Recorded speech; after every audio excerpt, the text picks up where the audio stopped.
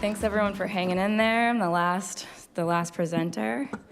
You've been all very patient, and appreciate you being here tonight. I want to say thanks to Christian and Karen for all their help during the program, and Al and Raymond from the Perkins Center that I've been working with, and all of my fellow airheads who I love dearly. And everyone else who made this possible. I don't normally read, but I am worried I'm not going to stay on time if I don't, so I'm going to be reading while I show you some images. And the images, I don't know how they're going to turn out on this giant screen. I tried to kind of color correct them, but they were shot in bad lighting, so hope it works. All right. So since October, I've been working with youth and teens from Boston's BCYF Perkins Center in Dorchester. I was warmly welcomed into this community that expressed a need for more visual art programming. I spent the last months getting to know these students as individuals, providing an emotional and creative support system, hoping to build trust among us. I observed that many of my students lack confidence in their own voices and expressive abilities, but open up quickly when given some encouragement. It's been my goal to open the world of art and its potential for them, as well as encourage them to think about the boundless possibilities and forms of art that may depart from traditional confinements. I hope to guide them in finding the diverse ways it can be used for personal expression as well as social impact. I started by teaching basic workshops that introduce a variety of materials to apply toward a final project and build the confidence to see one out. Designing a cohesive, big-picture trajectory could unify students from the different programs: young after-school elementary youth, after-school teen program, and the general public.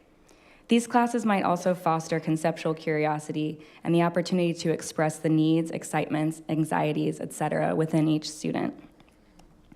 It was no mistake that I was paired with the Perkins community that shares my enthusiasm for the game of basketball.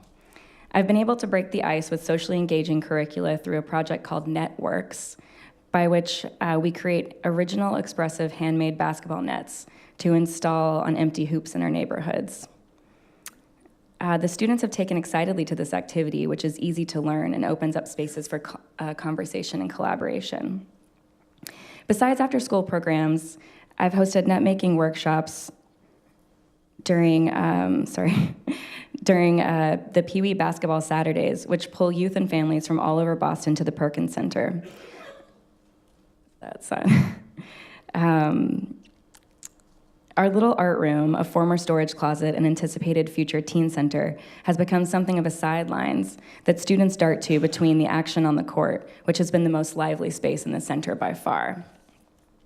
These meditative knitting sessions have proven to be very therapeutic opportunities for conversation. In addition to net making, families are welcome to draw their own original basketball court designs with crayons, colored pencils, markers, or paint. We engage in icebreakers and drawing sessions where we reimagine the game of basketball and pull its various elements apart: sneakers, nets, hoops, courts, jerseys, etc., as though they were ingredients in a dish. And these are just some of the amazing basketball court designs the students have come up with so far.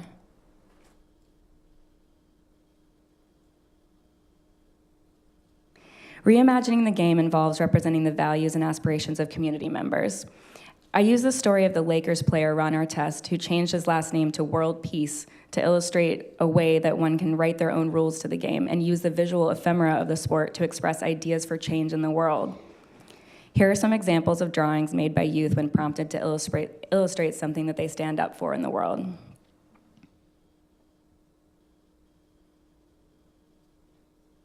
We've developed these brainstorms into full-fledged art star cards in the style of baseball cards that the students may decorate and include various stats or information about themselves, their visions, accomplishments, and goals. You can see the categories are your dream mascot, something you're proud of, your power or skill, your favorite type of art.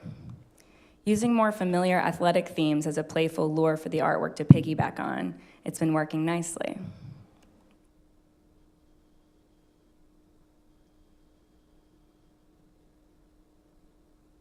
That's James, but he insists on being called LeBron James. And the timing for Boston Airport 2.0 couldn't be better as we ride out the 125th anniversary of basketball's creation in our own state of Massachusetts, but also 125 years since the establishment of Franklin Field, a 44-acre park that Frederick Law Olmsted designed as a space for active recreation when Franklin Park was intended for more passive recreation. Upon attending public input meetings about the renovation of this park, I learned a lot about its transitions. 2 fun facts: the basketball courts were built in the 1950s, and in the early 1980s, the park's name was changed to Harambe Park, which means to pull together. But few in the community know this name, and residents who were at the meeting described a negative connotation of Franklin Field that they hoped to rejuvenate. They also expressed an eagerness to embrace the vision of pulling together to transform the park for the sake of fun, health, and safety. And going back to this slide again, so you can kind of see, at this meeting, landscape architects from Parks and Recreation shared exciting plans to build new facilities on the playgrounds. Phase 1 to begin just behind the Blue Hill Boys and Girls Club, so that's like at the far kind of left top corner there. Boys and Girls Club has received funding to move forward in the next year, whereas park renovations will not reach the Perkins end for another 3 to 5 years. So that's over here in the right, to the right. That extended plan will move the football, baseball, and basketball fields into a different arrangement. And then this is just an image of actually a really lively park that's right in the center of the field, but because it's so much in the center, it's actually kind of hard to get to. So we need to sort of bridge this space, this kind of like no man's land of space. So members of the BCY of Perkins and I would like to take this opportunity to transform their end of the park via a youth community-initiated creative renovation of the basketball court. Parks and Recreation have agreed to meet with a group of teens to go over a formal proposal that we will develop together. The proposal will first go through a similar public process within the center among youth. We will compile the drawings that youth, teens, and families have completed over many months and discuss which could work best artistically, logistically, etc.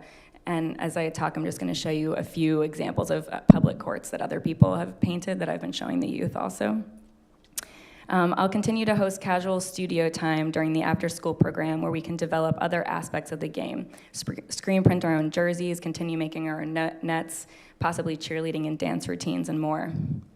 Hopefully this will be an experience that celebrates and recognizes the community and empowers youth to influence future changes in their own lives. This is a court that I did in Somerville with a bunch of my friends and collective members. The final event, which we imagined being a festival and scrimmage and barbecue-style gathering that will be open to the public. It could likely be on a Saturday and take on a similar structure to the Pee Wee basketball scrimmages, which already include food, bake sales, etc. So thanks so much for listening and coming today. That's my proposal.